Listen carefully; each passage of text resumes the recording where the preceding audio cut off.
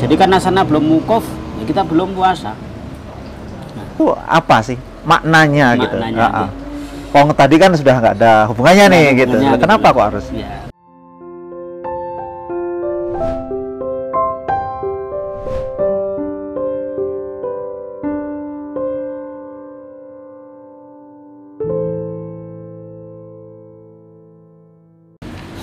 Bismillahirrahmanirrahim. Assalamualaikum warahmatullahi wabarakatuh. Waalaikumsalam warahmatullahi wabarakatuh. Asyhadu alla ilaha illallah wa asyhadu anna Muhammadan abduhu wa rasuluh. Rabbi zidni ilma warzuqni fahma. Alhamdulillah, kita ketemu lagi dalam program Buku Saku, sebuah program yang simpel, yang bisa diterapkan dimanapun dari program ini, seperti sesimpel buku saku. Pada episode kali ini kita sudah bersama dengan Ustadz Utbah Kamaluddin. Ya, apa kabar Ustadz? Alhamdulillah. Alhamdulillah. Sehat walafiat. Sehat walafiat. Ini hitam-hitam nih temanya. Yang jelas bukan berkabung ya. Bukan. Ini tetap dalam kondisi yang sehat dan bahagia. Iya, alhamdulillah. Soalnya walaupun hitam tapi glowing. Iya, gitu ya Ustadz ya. Ya Ustadz, ini kita bicara soal hitam tadi. Ini kita bukan sedang mencari kambing hitam, Ustadz. Tapi ini kambing untuk Idul Adha. Gitu. Nah, atau kita bicara tentang kegiatan Idul Adha lah, Ustadz ya, yang insya Allah sebentar lagi kita akan sampai di itu gitu, di kegiatan Idul Adha itu gitu. Kemarin di episode sebelumnya kita sudah spill itu dengan Ustadz Faruqi tentang puasa Arafah. Waktu itu kan hanya penjelasannya ke puasa yang berbarengan dengan kegiatan haji wukuf di Arafah sana. Nah, ini detailnya seperti apa Ustadz? Monggo Ustadz. Bismillahirrahmanirrahim. Assalamualaikum warahmatullahi wabarakatuh. Waalaikumsalam. Alhamdulillahirabbil alamin. Alhamdulillah. Wassalatu wassalamu ala Rasulillah wa ala alihi ashabihi wa mawala. Terima kasih atas waktu yang diberikan, juga pertanyaan yang disampaikan ya, terkait dengan puasa Arafah. Ya. Di masyarakat kita pernah terjadi perbedaan pendapat. Ya, ada yang mereka melaksanakan puasa Arafah itu karena terpaut kegiatan wukuf di Arafah. Jadi kalau belum teman-teman yang melaksanakan haji di sana belum wukuf, ya kita belum puasa. Tuh. Ada yang seperti itu.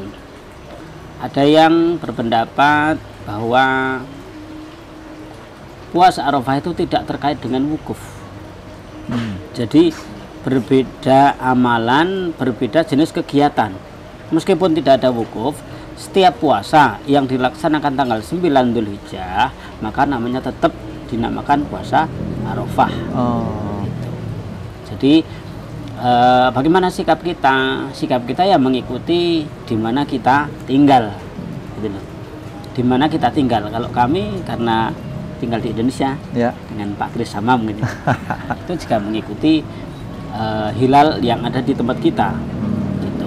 Memang sebagian ada yang mengikuti wukuf. Jadi karena sana belum wukuf, ya kita belum puasa. Nah, kalau yang saya ikuti pertama ya kita mengikuti di mana kita bertempat tinggal, itu akan cocok dengan dengan kondisi yang kita alami gitu. Secara geografis gitu. Jadi kita tidak perlu bersikap kaku harus ikut sana, enggak. Ya memang kalau memang itu pilihan panjenengan monggo. Ya. Tapi pilihan saya sendiri jatuh kepada kita memilih tempat terdekat di mana kita berpijak. Karena di situ adalah kondisi yang secara real kita tahu, kemudian yang paling sesuai dengan kondisi yang kita alami. Jadi kesimpulannya puasa Arafah itu ya puasa yang dilaksanakan pada tanggal 9 Dzulhijjah. Terlepas apakah sebagian teman-teman yang sekarang haji sudah wukuf atau belum. Pokoknya kalau di tempat kita kok kira-kira sudah 9 Dzulhijjah ya sudah. Ya. Itu namanya puasa Arafah. Gitu. Jadi beda kegiatan. Puasa Arafah itu sendiri, wukuf itu juga ibadah sendiri, nggak bisa dikaitkan. Itu yang saya ambil. Kalau puasa Arafah itu ya bagian dari puasa sunnah, kalau wukuf itu bagian dari kegiatan haji gitu ya. Gitu loh. Jadi sesuatu yang berbeda gitu loh. Nah, sebagian orang ada yang mengkaitkan gitu. Tapi Ya. kalau saya sendiri ya itu beda gitu loh, beda. Nah, sekarang lebih hakiki lagi ini. Kenapa kok ada sunnah untuk puasa Arafah? Itu apa sih maknanya gitu? Pong tadi kan sudah nggak ada hubungannya nih gitu. Kenapa kok harus ada sunnah itu gitu? Sebetulnya salah satu yang disunahkan apa di bulan Dzulhijjah itu kan salah satu bulan haram, bulan yang sangat dimuliakan, bulan yang sangat istimewa. Maka disampaikan oleh Nabi, ketika kamu bertemu dengan bulan Dzulhijjah, maka perbanyaklah amal soleh. Di antara bentuk amal soleh yang disunahkan adalah banyak berpuasa. Puasa. Gitu. Maka ada hadis sahih yang mengatakan sunnah berpuasa tidak hanya tanggal 9, tapi tanggal 1 sampai tanggal 9. Tanggal 1 Dzulhijjah sudah mulai puasa terus sampai tanggal 9 karena memaknai apa namanya memperbanyak amal soleh dengan puasa itu. Nah, bagi kita yang mungkin referensinya agak kurang ya kita tahunya pokoknya ono Dzulhijjah puasa Arafah tok. Jadi kadang kita ribut di situ, ribut yang puasa hanya sehari. Sementara yang 8 hari yang lalu itu kita nggak puasa. Gitu loh. Maka salah satu apa ya bentuk keringanan itu jika kita tidak mampu puasa 9 hari berturut-turut, maka puasalah meskipun hanya sehari, karena perbandingannya sehari puasa di tanggal 9 Dzulhijjah itu sama dengan punya nilai atau manfaatnya menghapus dosa setahun yang telah lalu dan setahun yang akan datang. Apa mana puasa full gitu loh maksudnya. Dari, nek kita nggak bisa ya udah sehari tok. Itu sehari tok itu sehari aja ya. Ini pakai tok ini. Sehari aja itu sebenarnya ya tidak harus tanggal 9 juga. Tapi karena tanggal 9 itu keutamaannya besar. Tadi seperti yang Ustadz sampaikan, menghapus dosa setahun sebelumnya dan setahun yang akan datang. Itu makanya kenapa orang milih kalau walaupun cuma 1 hari di tanggal 9. Sebenarnya tanggal 1 tok, tanggal 2 tok itu juga nggak apa-apa ya? Nggak apa-apa. Karena konteksnya kan hadis itu umum, memperbanyak beramal solih dengan puasa. Tapi jika kamu mau puasa tanggal 9, maka manfaatnya itu. Maka orang-orang itu kan 1 hari di tanggal 9 ya. Nah, aku puasa tanggal 9 hari nggak kuat nih karena berbagai macam pertimbangan. Ya udahlah, sehari aja lah karena pahalanya segitu. Itu manfaatnya kenapa ditekankan karena banyak sekali manfaatnya untuk yang fitnya kembali ke kita semua. Gitu loh. Tapi kalau misalnya gimana tanggal itu nggak bisa puasa, ya udah nggak apa-apa. Gitu loh. Nggak puasa nggak apa-apa. Tapi kalau kita bisa puasa, kenapa tidak? Toh juga manfaatnya besar ya. Itu kalau yang Idul Adha kalau nggak salah sebelum sholat Id juga masih puasa ya Ustaz ya? Iya, betul. Kalau Idul Fitri makan dulu. Itu kenapa gitu Ustaz? Kok ya maksudnya cuman sebentar ini gitu loh. Karena kan itu memang tasrik ya. Iya. Tapi kenapa kok harus itu ada sunnah seperti itu? Salah satunya karena masih melanjutkan perjuangan kemarin yang 9 hari. Itu satu. Kemudian yang kedua, ini juga tidak menutup kemungkinan karena Idul Adha itu kaitannya dengan penyembelihan hewan kurban yang memang harus lebih awal aktivitasnya lebih pagi. Maka ya kalau bahasa kita jangan makan dulu deh. Karena kalau makan dulu nanti otomatis pelaksanaan Idul Adhanya ya, pelaksanaan penyembelihannya lebih molor lagi. Mulai dari sholat Id sampai itu. Maka sering kita dapatkan di masyarakat kita Idul Adha itu mesti jamnya lebih pagi. Karena orang kan nggak buru-buru makan. Setelah sholat subuh mandi ya, kemudian langsung berangkat. Beda dengan Idul Fitri, harus nyiapkan A, B, C, D makan dan lain-lain. Bubur rampenya lebih pepak ya. Lebih banyak. Jadi otomatis waktunya agak siang. Karena tidak ada kaitannya dengan penyembelihan. Sementara ini karena ada kaitannya dengan penyembelihan hewan kurban, maka diawalkan. Itu dari sisi kita gitu loh.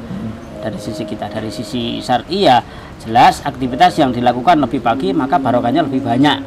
Itu barokahnya apa? Berbagai macam tafsiran ya. Barokah itu berbagai macam tafsiran. Ini gitu, bagus. Maksimal kalau kita ngomong pagi atau agak pagi gitu, maksimalnya itu jam berapa tahu Ustadz? Maksimalnya sholat Idul Adha itu? Tidak ada batasan maksimal, tapi setara dengan waktu duha lah. Duha. Ya, duha itu kan jam 11 masih boleh ya? Boleh. Tapi nggak ada kayaknya. Iya, belum pernah lihat saya. Iya gitu. Sunahnya kan memang pagi. Nah, rata-rata mindset kita pagi itu ya antara jam 6, 7, 8. Nah, 9 itu mungkin sebagian orang kecil lah yang jam 9 pagi itu ya ada, tapi kan kecil itu loh. Maka diambil yang paling banyak ya keumuman itu. Pagi itu ya antara 6, 7, 8. Tapi kalau mau penyembelihan hewan kurbannya lebih lebih seger, lebih semangat, maka ya harus lebih pagi. Ya. Ini kalau saya sedikit keluar dari puasa ya Ustadz ya, katanya sama Idul Adha ini. Kan ini kelihatannya sih Idul Adha kita tahun ini kelihatannya ya, kalau nggak bergeser itu di hari Jumat ya Ustadz. Iya, betul. Itu ada kelonggaran untuk nggak Jumatan karena gimana itu Ustadz? Setahu saya jika memang dalam satu hadis jika memang dalam satu hari itu terjadi 2 hari raya, maka kamu boleh meninggalkan salah satunya gitu. Jadi misalnya saya juga pernah mengambil rukhsah itu. Jadi Idul Adha berbarengan dengan hari Jumat.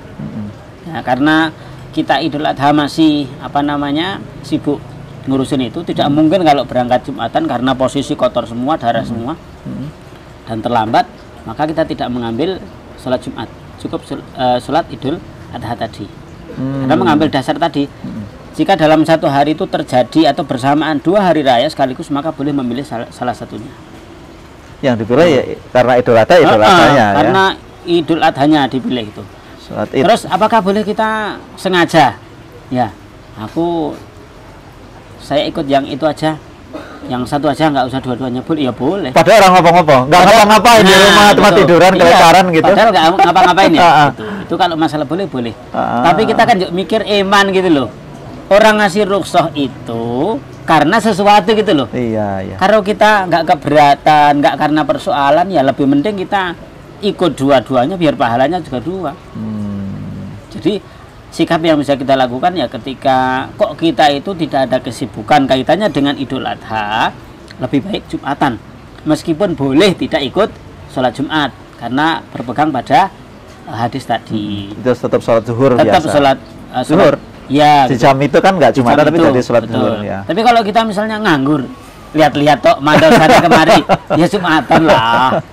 Kan pahala Jumat juga besar gitu, apalagi berbarengan dengan Idul Adha. Paginya nganggur, tapi begitu mau Jumatan belagak sibuk biar biar kita gitu kan eksis gitu ya. Jadi sebetulnya kondisional lah. Hadis itu kan memberi kabar gembira atau ada maknanya jika memang kamu kok tidak bisa Jumatan gitu maksudnya.